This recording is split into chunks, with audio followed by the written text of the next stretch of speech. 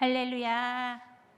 수요 예배에 오신 여러분들을 환영하고 축복합니다. 우리는 연초가 되면 1년 동안에 이루고 싶은 계획들을 세웁니다. 올해는 술과 담배를 끊어야 되겠다. 건강을 위해서 운동을 다시 시작해야겠다. 또는 작년에 이루지 못한 일들을 연이어서 마무리해야 되겠다는 다짐들을 합니다. 저 또한 평택교회에 귀하신 성도님들 한 분 한 분 이름을 불러가며 기도해야겠다는 다짐을 해보았습니다. 하나님 또한 우리를 향하여 계획을 가지고 계십니다. 오늘 말씀에서 제자를 부르시는 모습을 살펴보겠습니다.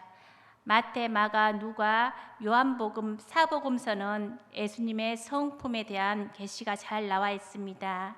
특히 마가복음은 하나님이 일하시는 모습이 잘 나타나 있습니다. 예수님은 일을 시작하면서 먼저 일꾼을 부르셨습니다. 일꾼들을 준비하고 훈련하시는 일을 하셨습니다. 창조주이시며 전능자이시지만 사람을 통해서 일하신다는 것을 알 수 있습니다. 일하시는 모습을 보면 초자연적인 방법으로 일하시는 것이 아니라 사람을 통해서 일하는 모습을 보여줍니다. 교회를 세우는 것 또한 우리를 통해서 일하십니다.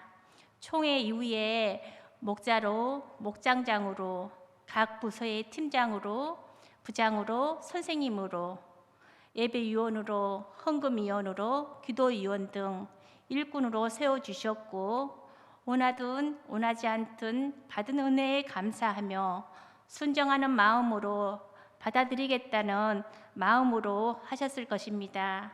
주님과 가까워지면 가까워질수록 주님의 일이 내 일이 되고 내 일이 주님의 일이 됩니다.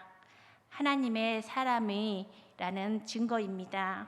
본문 말씀에 갈릴리 해변에 다니시다가 두 형제 곧 베드로라 하는 시몬과 그의 형제 안드레가 바다에 그물을 던지는 것을 보시니 그들은 어부라. 예수님이 해변에 다니시다가 보시니 성경 말씀만으로 보면 우연히 즉흥적으로 선택하여 부르신 것처럼 보입니다. 하지만 예수님은 창조주이십니다. 육체를 가지고 계시는 하나님이십니다. 예수님은 하나님이시기 때문에 모든 것을 아는 상태에서 진행하십니다.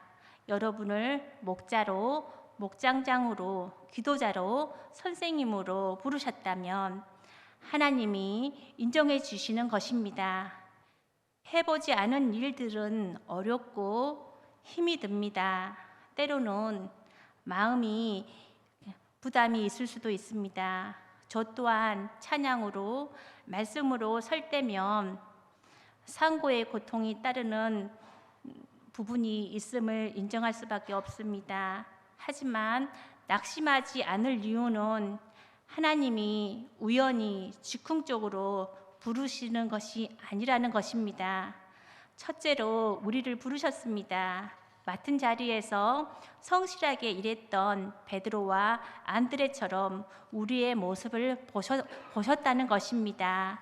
우리는 부족하고 연약해도 힘 주시고 능력 주시고 앞에서 끌고 가시고 뒤에서는 밀어주시고 마지막엔 어깨동무하고 노래 부르면서 같이 갈 예수님이 우리 안에 계시다는 것입니다.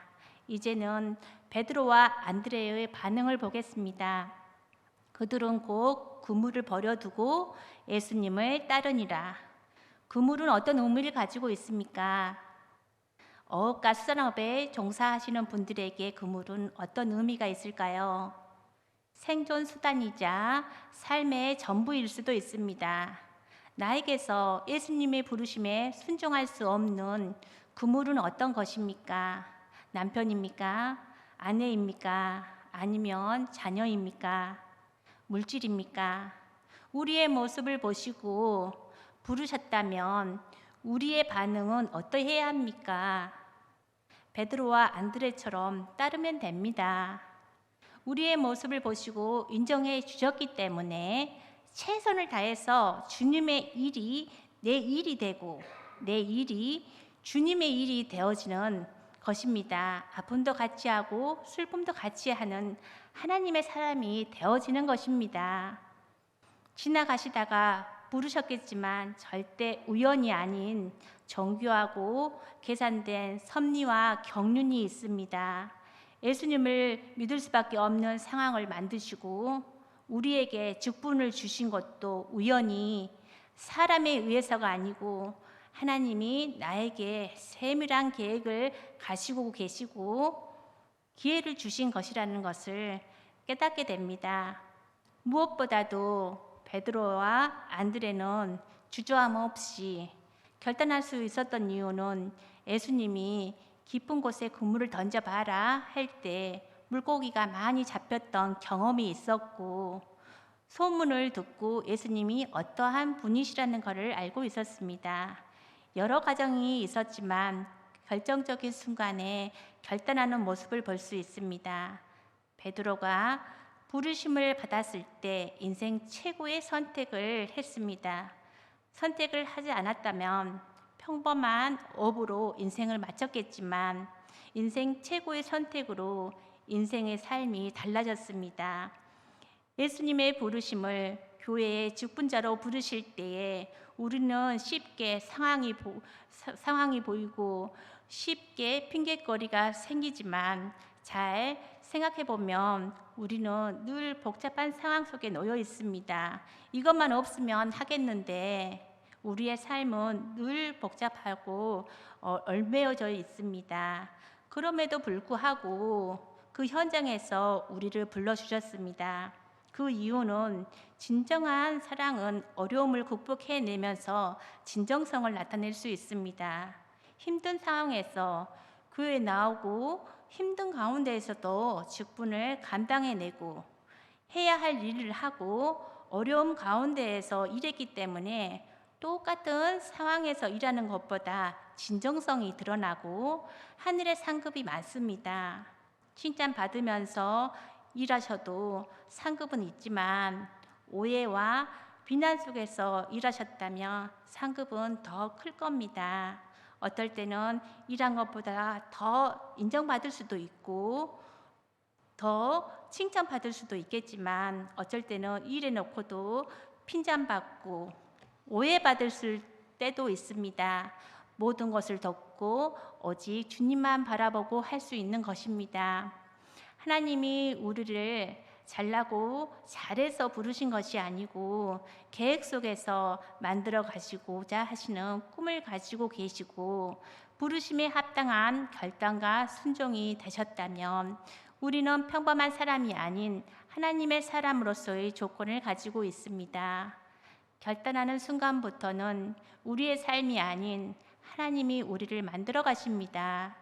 선택하십시오. 내가 나를 만들어가는 것이 아름답습니까? 하나님이 나를 만들어가는 것이 아름답습니까? 선택은 우리의 몫입니다. 19절에 나를 따라오라 내가 너희를 사람을 낚는 어부가 되게 하리라 하셨습니다. 예수님은 베드로와 안드레에게 나를 따라오라 사람을 낚는 어부가 되게 하겠다고 부르시고 사명을 주셨습니다. 우리 인생을 만들어가는 자는 내가 아니라 하나님이십니다. 나를 따라오라 하신 예수님은 곧 사람을 낚는 어부로 임명하셨습니다. 우리의 모든 인생에 대한 절대적 주권이 예수님께 있음을 나타내고 있습니다. 우리의 인생의 주인은 예수 그리스도이십니다. 내 인생의 주인은 누구십니까? 내 계획도, 내 시간도, 내 마음도 내가 주인이 아닙니다. 예수님의 제자를 부르신 모습은 당시 간습과 전혀 반대되는 특징이 있습니다. 당시의 간습은 제자들이 스승인 랍비를 직접 찾아가는 것이었습니다. 반대로 예수님께서는 제자들을 직접 찾아다니셨던 것입니다. 예수님께서는 예수님을 따르겠다 하는 자들을 오히려 돌려보내시고 반대로 자기의 길을 성실하게 가고 있던 자들을 부르셔서 제자로 삼으셨습니다. 예수님께서는 베드로와 안드레를 향해 서슴지 않고 나를 따라오라고 명령하셨을 뿐만 아니라 사람을 낚는 어부가 되게 하겠다고 하셨습니다. 베드로와 안드레가 사람 낚는 어부가 되는 것은 베드로와 안드레의 노력이나 힘으로 되는 것이 아니라 예수님의 주권과 섭리를 통해서 되는 것입니다. 예수님은 하나님이십니다. 사람을 낚는 어부가 되게 하겠다는 것은 우리의 삶의 길을 인도하고 결정하시는 분은 오직 하나님이라는 것입니다. 잠언 16장 9절에 사람이 마음으로 자기의 길을 계획할지라도 그의 걸음을 인도하시는 이는 여호와시니라. 사람은 자기 마음으로 자기 길을 계획합니다. 연초의 계획과 마찬가지입니다. 그러나 그 계획을 인도하시는 분은 우리를 지으신 하나님의 손에 달려 있다는 것입니다. 믿음은 바라는 것들의 실상입니다. 우리가 믿음으로 바라는 것들을 꿈꾸고 기도하면 하나님께서 그 꿈을 하나님 영광을 위하여 이루어 주시는 것입니다. 그러니 우리는 자랑할 것이 아무것도 없습니다. 오직 나를 따라오라 하신 주님의 영광을 자랑하고 하나님의 뜻을 성취하는 우리 모두가 되시기를 축복드립니다. 셋째로 예수님의 제자의 길이란 믿음과 결단과 헌신을 말합니다. 21절 그들이 곧 그물을 버려두고 예수님을 따랐다고 하였습니다.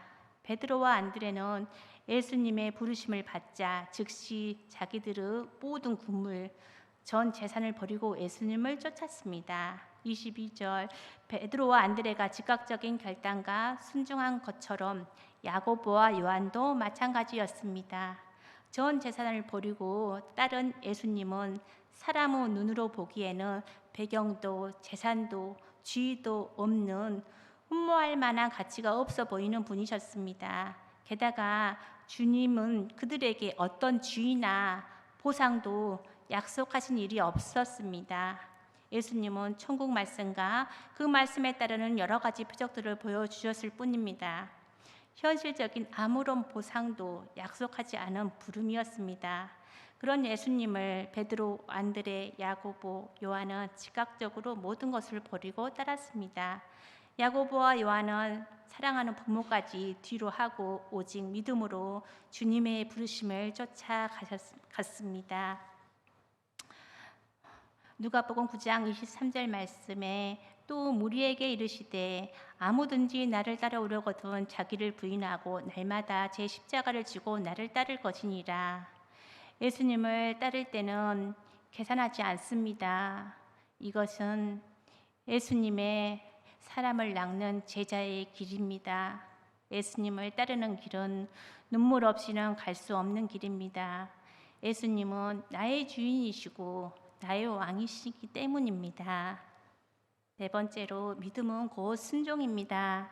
20절 말씀에 그들이 곧 배와 아버지를 버려두고 예수님을 따랐습니다. 베드로와 안드레처럼 야고보와 요한도 예수님이 부르심에 즉각적으로 순종하였습니다.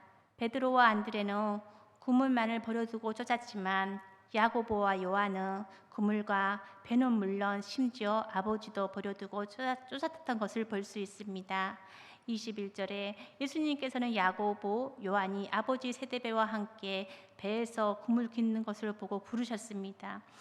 예수님께서 야고보와 요한이 아버지와 함께 있었기에 그들을 부르심에 제외시키지 않으시고 야고보와 요한을 부르심으로써 한 가족을 떼어놓으신 것입니다. 따라서 세베대는 예수님이 자신의 아들을 부르심으로 졸지에 사랑하는 두 아들과 생이별을 하게 되었습니다. 야고보와 요한이 함께 일한 것을 봐서 야고보와 요한이 세대배의 유업이을 자이였던 것을 짐작할 수 있습니다. 예수님의 갑작스러운 부르심으로 안정된 생활을 깨뜨리고 부자 관계도 해체되어야 됐습니다. 그런데 주님께서 안정된 가족 관계를 흔들어 놓으신 이유는 무엇일까요? 오스트리아 유명한 경제학자 슌페터는 사람은 경제가 발전하려면 혁신이라는 것이 반드시 필요하다고 했습니다. 슌페터는 혁신을 한마디로 창조적 파괴라고 하였습니다. 즉 새로운 도약을 위해서 기존의 낡은 것을 먼저 깨는 작업이 반드시 있어야 한다는 것입니다.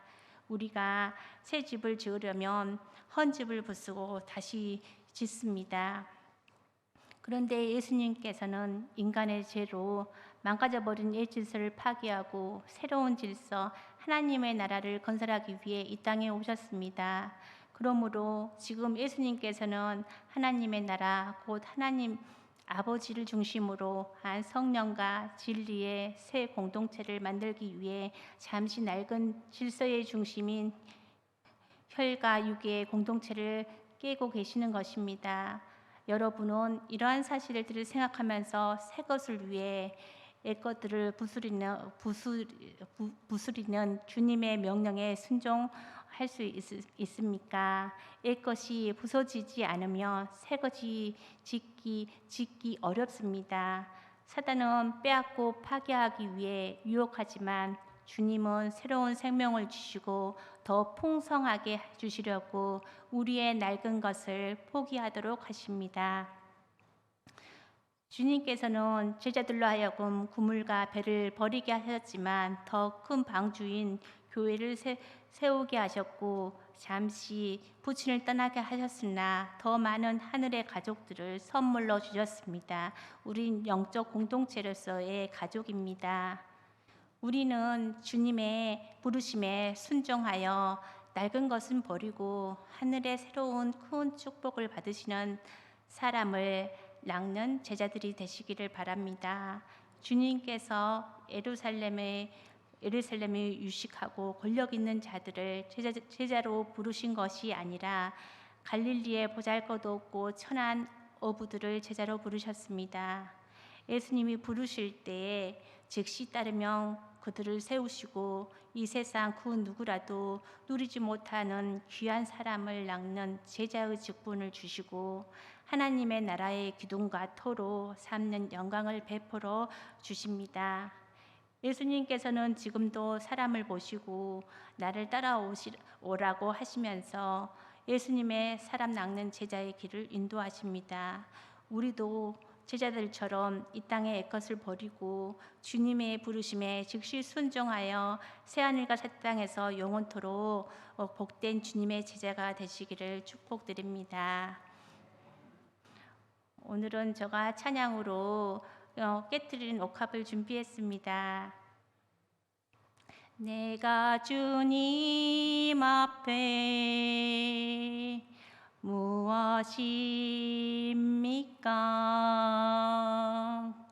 마른 막대기가 아닙니까?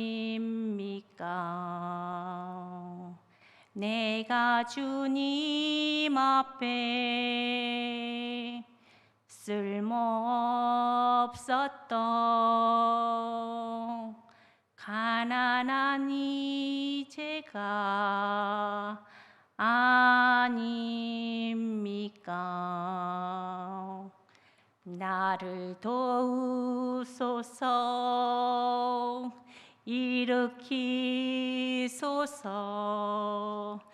나와 동행하사 힘 주시고 내 영혼 기쁨을 얻게 하시어 내 영혼 만족게 하옵소서. 내가 주님 앞에 무엇입니까? 보혈로 사신 자 아닙니까? 나는 주님 앞에 깨뜨린 옥합 들여진 사람이 아닙니까? 나를 도우소서. 일으키소서. 나와 동행하사 힘 주시고 내 영혼 기쁨을 얻게 하시어 내 영혼 만족게 하옵소서. 기도하겠습니다.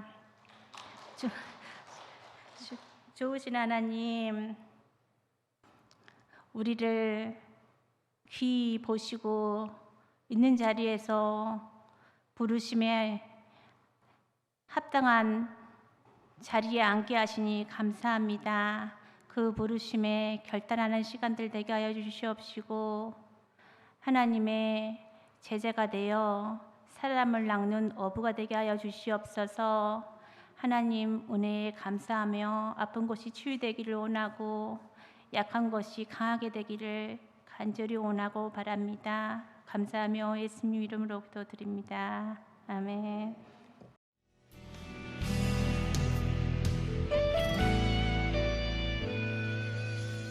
주님 말씀하시면 내가 나가리다. 주님 뜻이 아니면 내가 멈춰서리다.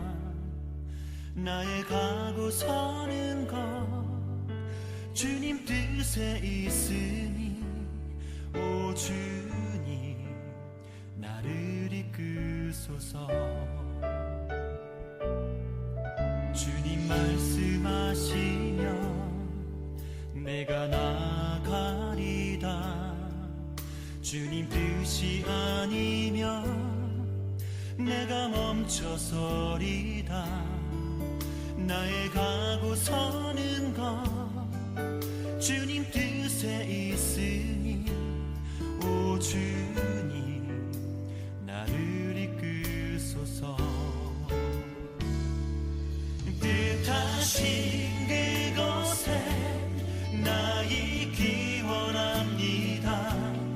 이끄시는 대로 순종하며 살리니 연약한 내 영혼 통하여 일하소서.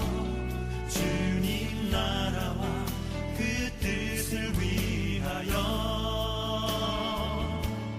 뜻하신 그곳에 나 있기 원합니다.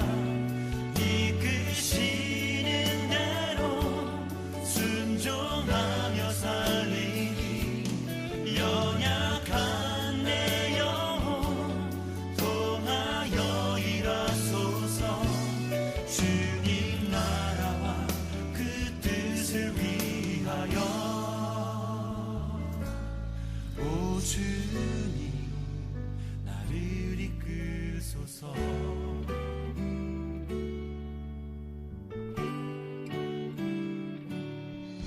주님 말씀하시면 내가 나가리다. 주님 뜻이 아니면 내가 멈춰